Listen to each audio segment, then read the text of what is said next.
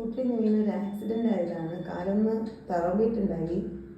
പള്ളിമംഗലത്ത് വൈദ്യശാലയിൽ പോയി പിടിച്ചിട്ട്, പക്ഷെ വേറെ കുഴപ്പമൊന്നുമില്ല. ഇപ്പം നല്ല നീരുണ്ട്. ഇപ്പം നാഗരാജ ലേപം വച്ചിട്ട് ആ നീര് പോകാൻ പൂശുകയാണ്.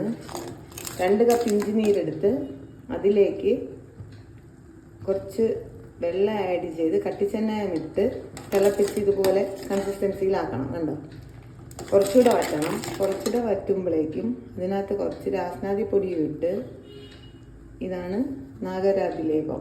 കണ്ടോ, നാഗരാതി ലേപ ചൂർണം ഇട്ട് നന്നായിട്ട് ഇളക്കി,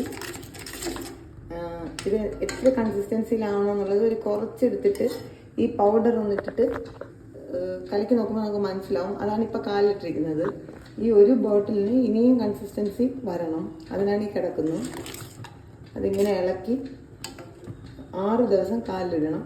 അപ്പോഴേക്കും ആ നീര് പോവും. ജയകൃഷ്ണൻ വൈദ്യനാണ് അത് നടത്തുന്നത്. നല്ല വൈദ്യനാണ് അദ്ദേഹം.